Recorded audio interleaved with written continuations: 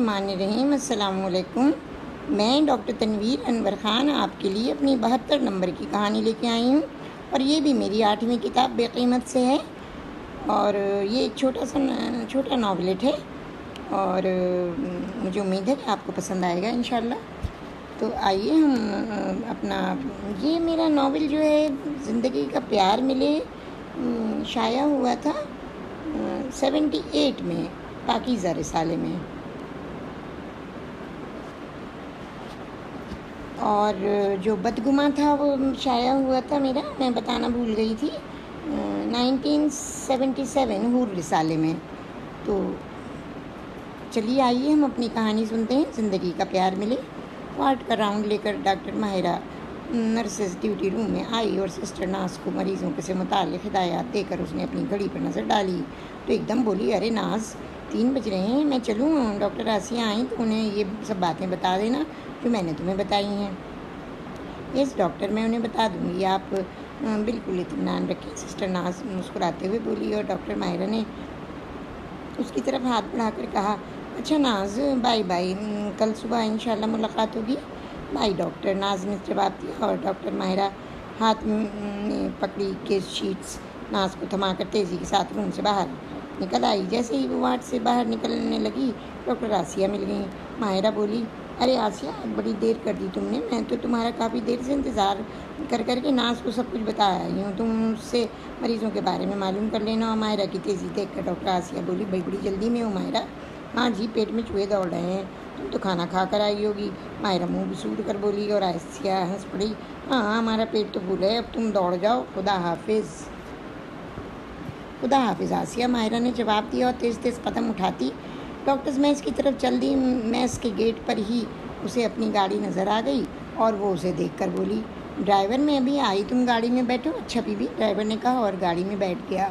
ज़रा ही देर बाद डॉक्टर माहिरा अपने कमरे में कोट वगैरह रख कर वापस आ गई और एक झटके से गाड़ी का दरवाज़ा खोलकर उसमें बैठ गई। चलो ड्राइवर, ज़रा जल्दी चलो। थोड़ी ही देर बाद गाड़ी माहिरा कॉटेज में दाखिल हो गई। अस्पताल से उसका घर ज़्यादा दूर ना था, इसलिए जल्दी आ गया। माहिरा गाड़ी से उतरकर एकदम अम्मी से जाकर लिपट गई। अम्मी खाना, अम्मी प्लीज़ जल्दी से खाना दे दें।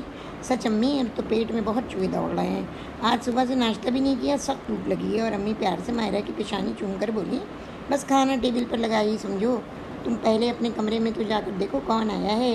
ये सुनकर माहिरा एकदम सीढ़ियाँ फलांगती हुई अपने कमरे के में ऊपर पहुंच गई। वहाँ उसके बचपन की दोस्त सालिया बैठी थी।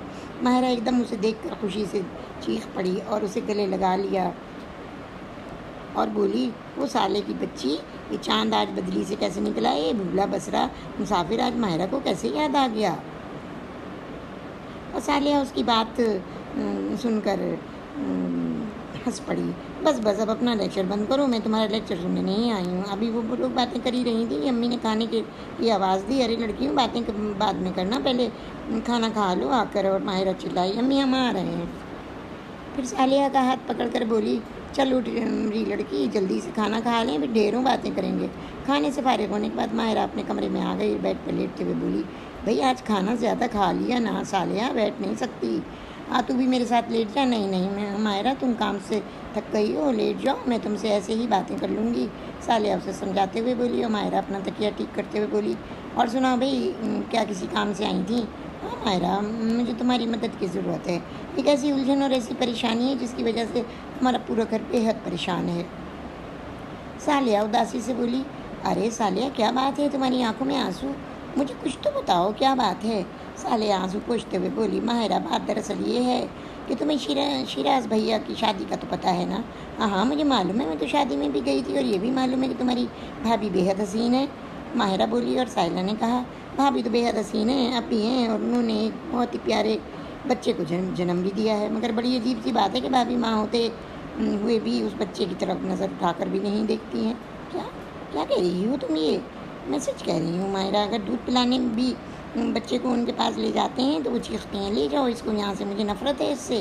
और माहिरा ये सुनकर हैरत ज़दा हो गई, फिर अपनी ठोड़ी के नीचे दोनों हाथ रख कर बोली, कमाल की बात है, अजीब सा लगता है सुनकर।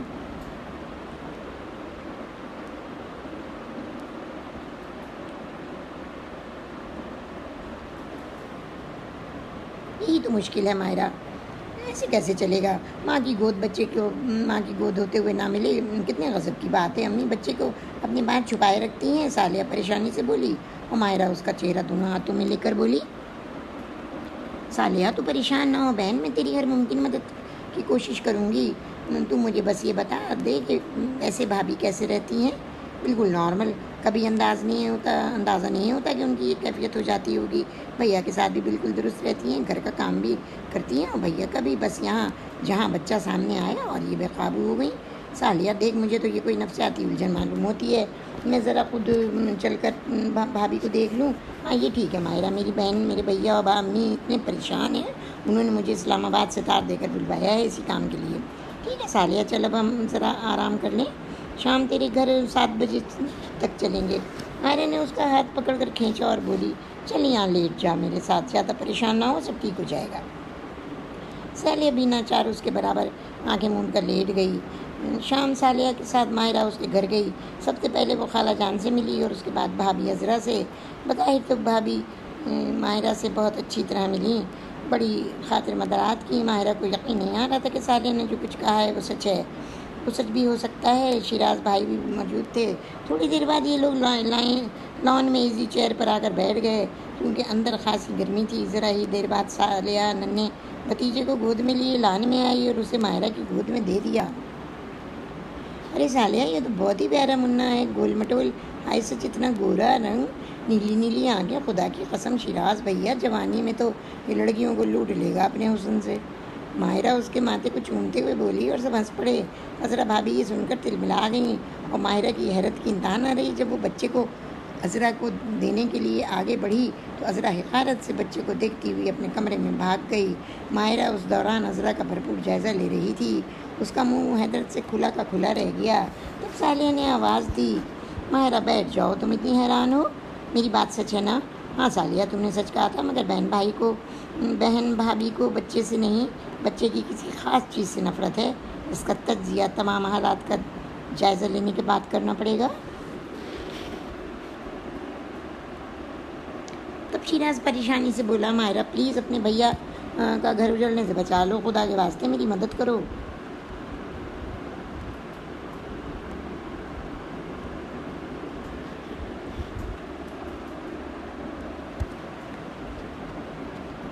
اور ماہرہ نے شیراز کی آنکھوں میں آنسو دیکھ لیے۔ وہ ان کے کاندھے پر ہاتھ رکھ کر بولی، شیراز بھیا، میں آپ سے وعدہ کرتی ہوں کہ عذرا بھابھی کا علاج ضرور کروں گی اور کراؤں گی، آپ کی پریشانی کا مجھے اندازہ ہے۔ اور بھیا بولے، ماہرہ تم سوچو تو، ماں کی گود ہوتے ہوئے بھی بچہ اگر ماں سے کی محبت سے محروم رہے تو بچہ احساس کمتری میں مبتلا ہو جائے گا۔ میرے منّے کی زندگی بچا لو۔ ماہرہ کچھ دیر سوچ کر بولی، بھیا سب سے پہلے تو آپ مجھے یہ بتائیے کہ بھابھی کی یہ کیفیت کتنے عرصے سے ہے، منّے کے پیدا ہونے سے پہلے سے یا ہونے کے بعد؟ شیراز فوراً ہی بولے، ماہرہ تم آج پوچھ رہی ہو، میں تمہیں بتا رہا ہوں کہ جب سے عذرا شادی ہو کر گھر میں آئی ہے کسی الجھن پر یا پریشانی میں ضرور مبتلا ہے۔ ممکن ہے یہ شادی اس کی پسند کی نہ ہو۔ اور اسی لمحے شیراز کی امی نے شیراز کو ڈانٹا، کیا بکواس کر رہے ہو شیراز، عذرا کو میں اچھی طرح جانتی ہوں، ویسی لڑکی نہ ہے، جبھی تو میں اسے بیاہ کر لائی ہوں۔ پھر کوئی اور وجہ ہوگی امی، مگر خدا کے واسطے نہ صرف عذرا کا بلکہ میرا بھی پیچھا ہے، اس الجھن سے چھڑا دیں۔ شیراز اپنا سر دونوں ہاتھوں میں تھام کر بولا اور ماہرہ چیخی، شیراز بھیا، you should be sensible to deal all the matter, don't be foolish. اور شیراز چیخا، but how long Mahira, I will be mad within few days. تب ماہرہ سکون سے بولی، او بھیا ہمت سے کام لو۔ تب شیراز بھی سکون سے بولے، میں کوشش کروں گا۔ دیکھیے نا بھیا، ہم بھابھی کے اوپر بغیر سوچے سمجھے الزامات نہیں لگا سکتے، ہمیں وجہ معلوم کرنا ہے کہ بھابھی اکثر اوقات کس بات سے خوف زدہ ہو جاتی ہیں۔ پھر شیراز ماہرہ کو مزید سمجھاتے ہوئے بولا، میں تمہیں ذرا سی تفصیل بتاتا ہوں۔ دیکھو ہوتا یہ ہے کہ میں اور عذرا اکثر بہت خوشی کسی محفل میں جاتے ہیں، وہاں ہنستے بولتے ہیں اور بس ایک ہی عذرا مجھ سے کہتی ہے، شیراز پلیز مجھے گھر لے چلیں، میں ایک سیکنڈ بھی یہاں نہیں رہ سکتی۔ اور میرے اصرار کے باوجود عذرا وہاں نہیں رکتی ہے، اکثر ہم کسی بھی تقریب سے بھوکے پیاسے واپس آ جاتے ہیں۔ بھیا آپ نے کبھی بھابھی سے وجہ نہیں پوچھی؟ ماہرہ گویا ہوئی، بھائی وہ یہی کہتی ہے کہ مجھے اچھا نہیں لگ رہا اور چلی آتی ہے، بھیا نے جواب دیا۔ اور عجیب بات ہے بھیا، منا جب سے پیدا ہوا ہے عذرا اس کی طرف نظر اٹھا کر بھی نہیں دیکھتی، اور حد تو یہ ہے کہ اگر ہم اسے زبردستی بچہ دینے کی کوشش کرتے ہیں تو وہ دھمکی دیتی ہے کہ میں اس کا گلا گھونٹ دوں گی اب تو ہمارے ڈر کے منہ کو اسے دیتے بھی نہیں ہیں۔ ماہرہ یہ سن کر کچھ دیر سوچتی رہی، پھر بولی بھیا اور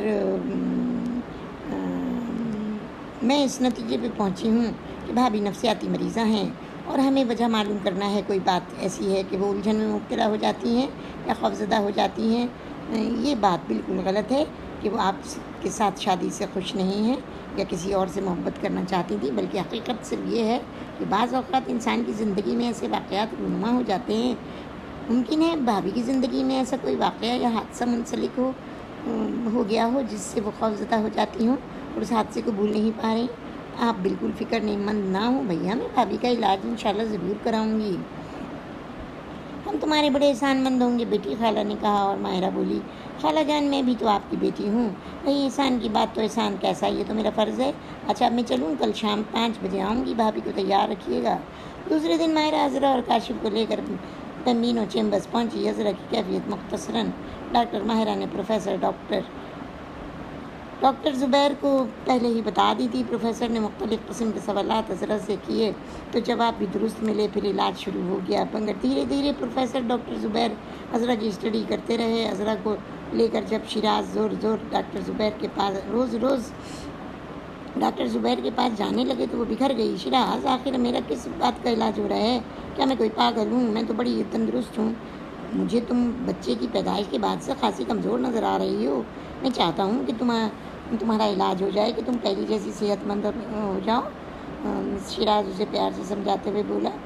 اچھی زبردستی ہے، عذرا تنک کر بولی تو زبیر بڑی اپنائیت سے بولا، یہ سنانی یہ تمہیں اس لیے کرنا ہے کہ یہ تمہارے شیراز کی خواہش ہے، کیوں ٹھیک ہے نا؟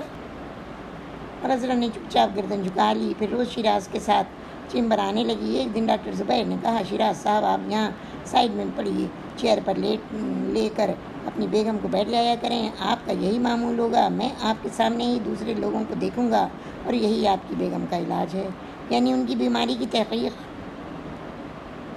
شیراز عذرا کے ساتھ وہیں بیٹھ گئے۔ پھر روز کا یہی معمول ہو گیا۔ اس طرح ایک ہفتہ گزر گیا، کوئی غیر معمولی واقعہ پیش نہیں آیا۔ ایک روز شیراز اور عذرا زبیر کے چیمبر میں بیٹھے تھے کہ ایک بہت ہی خوبصورت لڑکی کمرے میں داخل ہوئی اور ڈاکٹر زبیر کو اپنا حال سنانے لگی۔ عذرا کی نظر جیسے ہی اس لڑکی پر پڑی اور ایک دم اپنی جگہ سے اٹھ کھڑی ہوئی۔ شیراز مجھے یہاں سے لے چلو۔ مگر کیوں عذرا کیوں؟ شیراز پریشانی سے بولا، اور بھی ڈاکٹر زبیر بھی اس کی طرف متوجہ ہوئے۔ کیا ہوا مسز شیراز؟ ڈاکٹر زبیر بولے، مجھے اس کمرے سے باہر نکالو ڈاکٹر صاحب، مجھے اس لڑکی سے ڈر لگتا ہے، مجھے اچھی نہیں لگتی۔ عذرا اپنی آنکھیں بند کرتے ہوئے بولی۔ ڈاکٹر زبیر نے اس لڑکی کو اشارہ کیا، وہ اخلاقاً باہر چلی گئی۔ اور تب انہوں نے عذرا سے پوچھا، عذرا صاحبہ حوصلہ کریں، مجھے بتائیں کہ آپ کو اس لڑکی کی کس چیز سے ڈر لگ رہا ہے؟ یہ لڑکی تو اتنی خوبصورت ہے۔ اور عذرا بےساختگی سے بولی، ڈاکٹر اس کی آنکھیں مجھے گھور رہی تھیں، نیلی نیلی آنکھیں مجھے ہر جگہ گھورتی ہیں، مجھے ان سے ڈر لگتا ہے ڈاکٹر۔ اور یہ کہہ کر عذرا شیراز کے سینے سے لگ کر پھوٹ کر رونے لگی۔ شیراز نے عذرا کو پانی پلایا اور ہمت دلائی۔ اسی لمحے ڈاکٹر زبیر بولے، شیراز صاحب آج ہم نے آپ کی بیوی کی بیماری کی وجہ معلوم کر لی ہے۔ اسے یہ پتہ چلا کہ ان کے لاشعور میں کسی بھی واقعے کے تحت نیلی نیلی آنکھوں کا خوف بیٹھا ہوا ہے، اور جس وقت یہ کسی بھی نیلی آنکھوں والے انسان کو دیکھتی ہیں تو وہ خوف زدہ ہو جاتی ہیں، اور یہی وجہ ہے کہ یہ اپنے بچے سے نفرت کرتی ہیں کیونکہ اس کی آنکھیں نیلی ہیں۔ بہرحال آج آپ انہیں لے جائیں، یہ ڈسٹرب ہو گئی ہیں۔ بہت اچھا ڈاکٹر صاحب۔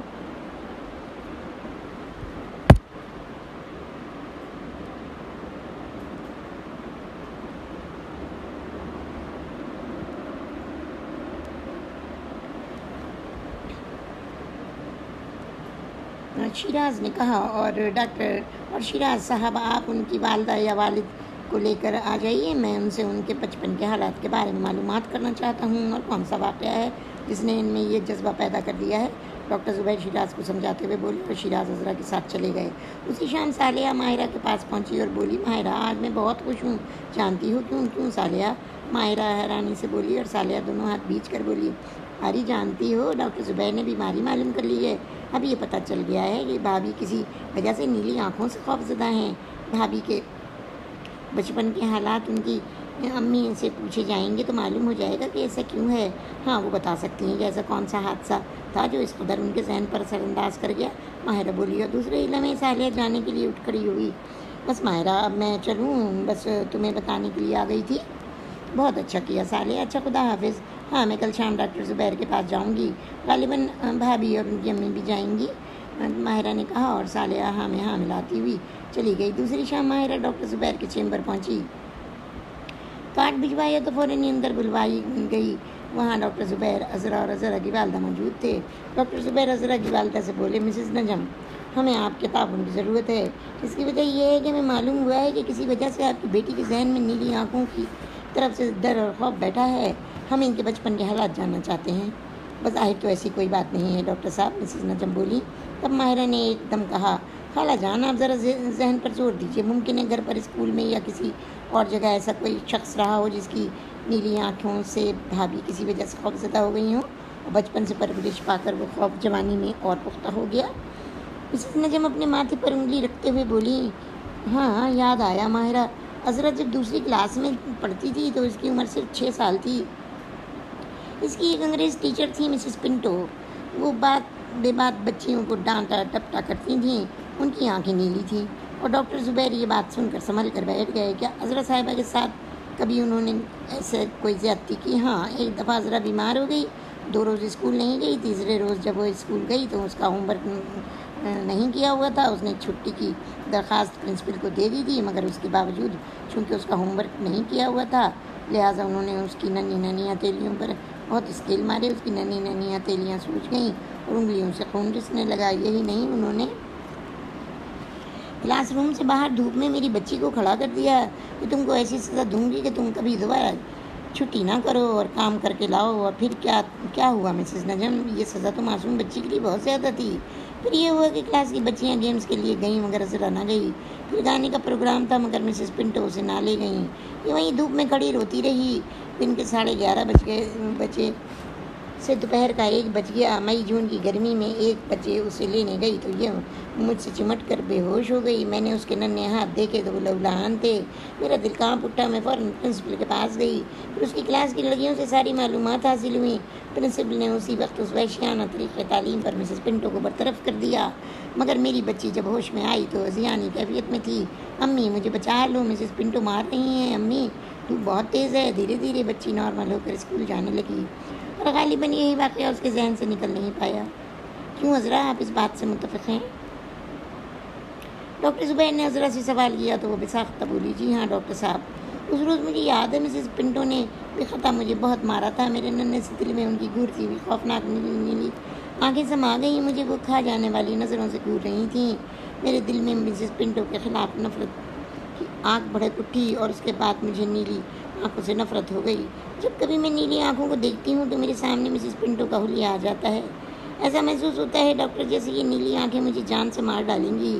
یہ جی چاہتا ہے کہ سوئی سے ان کی آنکھوں کو پھوڑ دوں اور کسی ایسی جگہ چھپ جاؤں جہاں یہ آنکھیں مجھے گھور نہ سکیں۔ یہ کہہ کر عذرا پھوٹ پھوٹ کر رونے لگی اور سسکتے ہوئے بولی، ڈاکٹر میرا دل چاہتا ہے کہ ان گھورتی آنکھوں کو پھوڑ دوں اور کسی ایسی جگہ جا کر چھپ جاؤں جہاں یہ نیلی نیلی آنکھیں میرا پیچھا نہ کر سکیں اور میں ان کے قہر سے بچ سکوں۔ ماہرہ نے عذرا کے کاندھے پکڑ کر کہا، بھابھی آپ تو بڑی لکھی سمجھدار ہیں، اپنے ذہن کو اس جذبے سے پاک کر لیں کہ آپ کو ہر نیلی آنکھ نقصان پہنچائے گی۔ مسز پنٹو تو کب کی دفعہ ہو گئی ہیں اور آپ بچپن کی یاد کو ابھی تک زندگی کا روگ بنا بیٹھی ہیں۔ اور ڈاکٹر زبیر بھی ماہرہ کی ہاں میں ملا کر بولے، عذرا بیٹی تم میری بیٹی کی طرح ہو۔ ارے پگلی باز نیلی کنجی آنکھیں بڑی اچھی لگتی ہیں۔ تم اپنے ذہن سے کسی بھی خوف کو جھٹک دو، پھر دیکھو تمہارا پیارا پیارا خوبصورت بیٹا تمہارے پیار کا منتظر ہے۔ تم اس بہن کی خاطر اسے ماں کا پیار نہیں دے رہی ہو جس کے لیے ہم تمہیں قصوروار ٹھہرائیں گے، اور اگر تم نے اسے ماں ہوتے ہوئے ماں کا پیار نہ دیا تو تمہارا بچہ بھٹک بھی سکتا ہے۔ عذرا بیٹی یقین جانو تمہارا بیٹا تمہیں کوئی نقصان نہیں پہنچائے گا، معصوم ہے، بولا ہے۔ جاؤ بیٹی گھر جاؤ، صرف ایک بار اپنے بچے کو سینے سے لگاؤ، تم دیکھو تمہیں کتنی راحت محسوس ہوگی۔ اور ماہرہ عذرا کے آنسو پوچھتے ہوئے بولی، بھابھی بولیے ایسا کیا کریں؟ بولیے بھابھی، وعدہ کریں آج آپ منّے کو ضرور پیار کریں گی۔ اور عذرا نے گردن ہلا دی۔ اسی رات صالحہ نے منّے کا جھولا بھابھی کے کمرے میں لے جا کر رکھ دیا۔ گول مٹول منا جھولے میں سکھ کی نیند سو رہا تھا۔ عذرا بھی سو رہی تھی کہ اچانک بچے کے رونے کی آواز سے اس کی آنکھ کھل گئی۔ وہ ہڑبڑا کر اٹھ بیٹھی اور ہمت کر کے دوڑ کر منّے کے جھولے کے پاس آ گئی۔ منا بلک بلک کر رو رہا تھا۔ عذرا کے چہرے پر عجیب سا تاثر تھا۔ ایک نظر بچے کی آنکھوں پر تھی اور دوسری طرف ممتا کی تڑپ۔ بچے کا نیپکن گندا ہو گیا تھا۔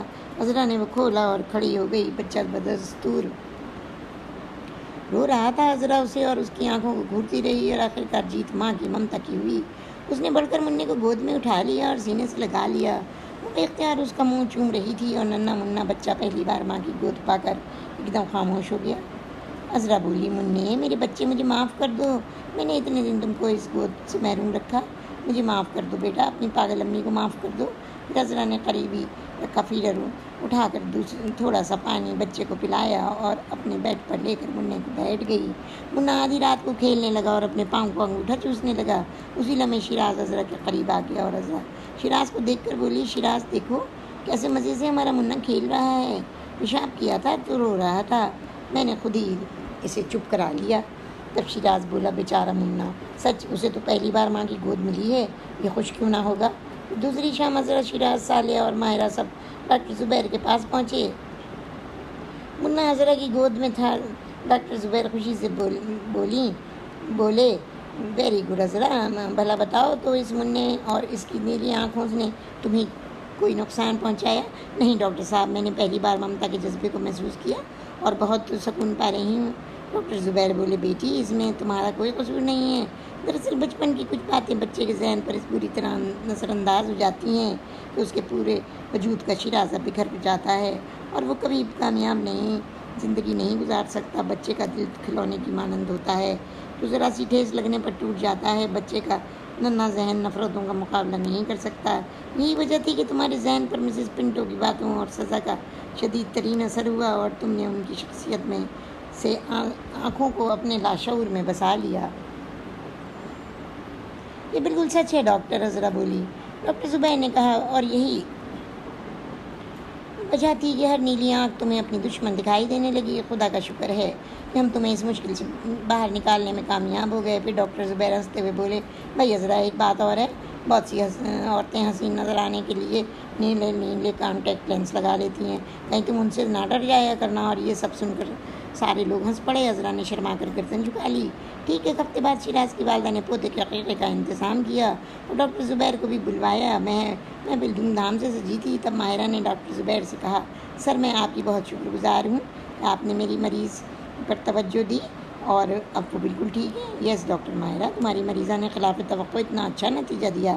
پھر ڈاکٹر زبیر کو لے کر اس جگہ پہنچی جہاں عذرا کو دلہن بنا کر بٹھایا گیا تھا۔ سب نے دیکھا کہ ننھا منا بچہ اس کی گود میں پڑا ہار چوس رہا تھا اور اپنی نیلی نیلی خوبصورت آنکھوں سے عذرا کو گھور رہا تھا۔ ماہرہ ایک دم عذرا سے لپٹ گئی۔ Oh how sweet bhabhi, how beautiful you are looking with Munna, اور سب ہنس پڑے۔ اور اسی لمحے گانے کی آواز آئی، تمام عمر تجھے زندگی کا پیار ملے، خدا کرے یہ خوشی تجھے بار بار ملے۔ اور اسی کے ساتھ میری یہ چھوٹا سا ناول ختم ہوتا ہے، زندگی کا پیار ملے۔ اب یہ میری 72 نمبر کی کہانی تھی، تو اب ہم آپ سے ملیں گے 73 نمبر کی کہانی کے ساتھ، اور اس کا نام ہے سوز نا تمام۔ یہ سوز نا تمام ہم نے 1966 میں لکھی تھی، اور یہ زندگی کا پیار ملے جو ہم بتا چکے ہیں آپ کو 1978 میں پاکیزہ میں شائع ہوئی تھی، اور جو 71 نمبر کی کہانی بدگماں تھا وہ بہت 1977 میں حور رسالے میں شائع ہوئی تھی۔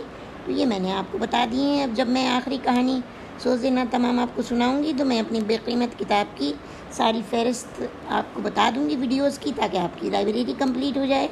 اور ویورز، اگر آپ کو میری کہانیاں، میرے ناولسٹ پسند آتے ہیں تو پلیز میرے چینل کو لائک کریں، سبسکرائب کریں اور شیئر کریں، اور بیل کے آئیکن کو دبا دیجیے، کیونکہ اب ہم 73 نمبر کی کہانی جب سنائیں گے تو میری 8ویں کتاب کے تمام ناول و کہانیوں کا اختتام ہو جائے گا، اور آپ کے پاس پھر میں نام بھی بتاؤں گی اس سوز نا تمام کے ساتھ۔